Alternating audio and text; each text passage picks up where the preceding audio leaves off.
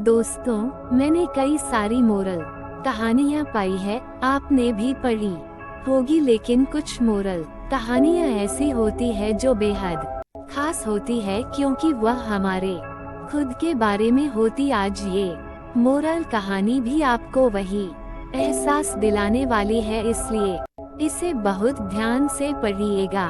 एक शहर के पास एक जंगल था, जहाँ दो भिखारी रहा करते थे। क्योंकि उनके पास रहने के लिए कोई घर नहीं था, इसलिए जंगल को ही उन्होंने अपना घर बना लिया था। किसी इंसानों के घर के पास रहने पर वो उन्हें वहाँ से हटा देते, इसलिए उन्होंने जानवरों के घर यानी कि जंगल में ही रहना सही समझा। स्वाभाविक रूप से वे दुश्मन की तरह एक दूसरे को देखते थे, क्योंकि वे एक ही पेशे में थे और दोनों में एक दूसरे से ज्यादा भीख के पैसे जुटाने की प्रतिस्पर्धा थी। दोनों भिखारियों में से एक अंधा था और एक लंगड़ा था, और वे हमेशा अपने ग्राहकों भीख देने वाले लोग को लेकर झगड़ते रहते थे।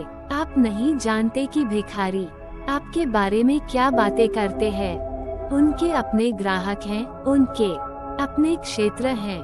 वे दोनों भिखारी लगातार लड़ रहते थे। उन्हें एक दूसरे के कारण बड़ा संघर्ष और प्रतिस्पर्धा करनी पड़ती थी भीख मांगने में, इसलिए वो दोनों भिखारी सालों से दुश्मन थे।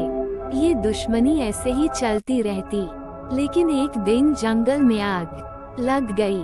अंधा भिखारी चलने और दौड़ने में पूरी तरह सक्षम था, लेकिन यह उसके लिए खतरनाक था, कारण वह देख नहीं पा रहा था कि वह सही दिशा में जा रहा है या नहीं। लंगड़ा आदमी सब देख तो सकता था, लेकिन अपने आप नहीं चल सकता था। वो आग को तेजी से अपनी तरफ बढ़ते हुए देख रहा था, लेकिन बेबस था, वहाँ से हिल नहीं पा रहा था।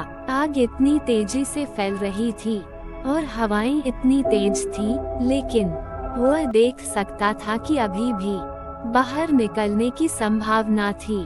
कुछ स्थान ऐसे थे जहां आग अभी तक नहीं पहुंची थी, लेकिन जल्द ही आग वहां पहुंच सकती थी।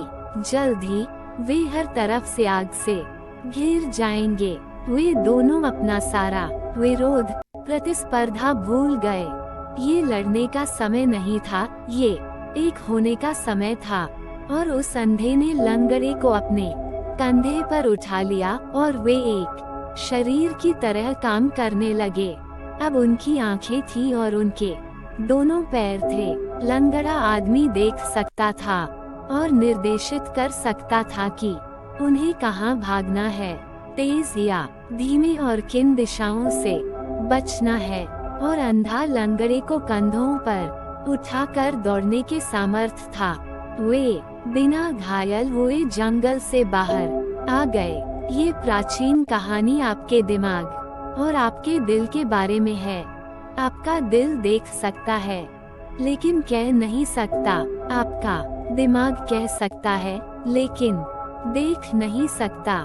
यदि आप अपने दिल और दिमाग को, अपने प्रेम और तर्क को करीब लाने में सक्षम हैं, अपने अनुभव और अभिव्यक्ति को करीब लाने में सक्षम है, तो शायद मन भी कुछ महत्वपूर्ण कह सकता है।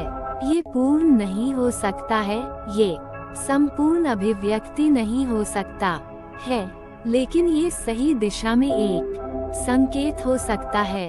मैं ऐसा नहीं कहता कि दोनों के साथ आने से गलतियां नहीं होगी, लेकिन उतनी नहीं होगी जब वे अलग अलग रहते हुए होती है। रोजाना ऐसी बेहतरीन और नई मोरल कहानियाँ सीधे आपके शिवानी PNDUCTION चैनल पर पढ़ने के लिए आप चैनल को सब्सक्राइब करें। धन्यवाद।